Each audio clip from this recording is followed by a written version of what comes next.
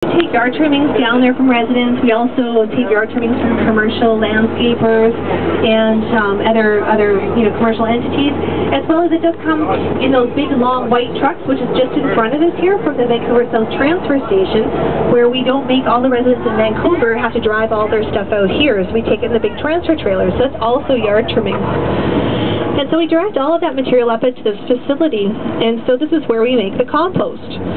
So as you can see, there's a big pile here of material that's come in, and we get material year-round, but we can tell people are busy in their gardens right now because we're getting grass and we're getting tree clippings and shrub clippings and those kinds of things. And even at Christmas time, we get Christmas trees, so it's an interesting facility for sure. So we take that material, we'll just proceed around this little corner here. We're going to say a yellow machine, and it's a grinding machine. It's called the Beast, and if you look hard, you'll see it says right on it, it's called the Beast. It's pretty cool. And then there's also a white machine here, which is an excavator. We'll come around the corner. White excavator here has a grapple on the end. It's like a hand, and it picks up the material, and he's going to do that just for us. Oh, that's Paul, our experienced and illustrious operator there, Paul. And Paul picks up, using the grapple or the hand, some of these yard trimmings and loads it into the Beast. It has to load, it operates the best if you load it at a continuous rate. If you overload it, things get stuck and then you have to fish it out. So it might look like he's slow, but he's very methodical, and that's how you maximize the output from the machine. So what's that doing is, basically the grinder has great big teeth inside, and so it's grinding and reducing these branches into these little bite-sized pieces. And the bite-sized pieces are then picked up by the front-end loader and put in the long piles that call windrows right here on the left.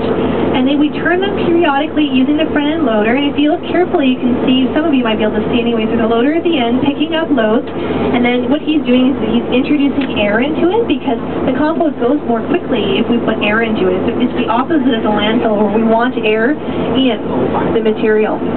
So what happens to the compost? How does it compost? It's microorganisms and bugs and bacteria that kind of erode in on the grass and the trees and the leaves.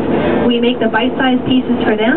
Then we go and we turn it and we add air in and turn it from time to time. And they just do their business, and they chew up those organics, and they make carbon dioxide, they make some water, and they also make heat. And the heat actually kills off the weed seeds in the material. So what you can see when he picks stuff up, and here even so, is steam. It's actually steam, it's not smoke, but because it's hot from those microorganisms, it's just doing their daily business. And we don't even have to pay them, it's super.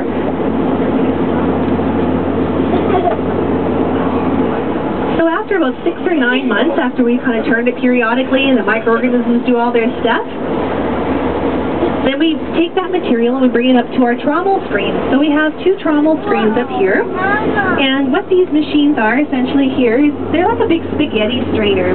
So what we want to do now is we want to get the good material out of our compost but not have any plastics and stuff. So we put it through the trommel screens, and what falls through the holes are about 1/2 inch, is the good compost in the big pile, and that's what we would sell to you, or we'd give it away to community gardens. And then the bigger material that doesn't go through the strainer, that's held back like the spaghetti would if you were having dinner, is the plastics and the bigger wood pieces. And we can regrind that and compost it, or sometimes we use it to dress some of the side slopes to grow grass.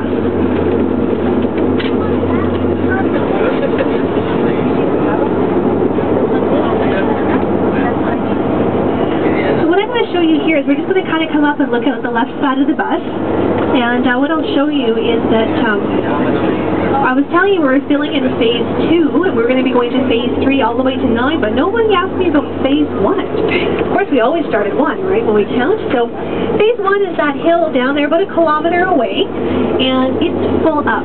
We were filling garbage there from about 1997, essentially we started the base, and we filled it till 2006, and then we had some settlement, because the garbage was rotting and producing the landfill gas. We put a little bit more garbage on, but it's full up to the top now.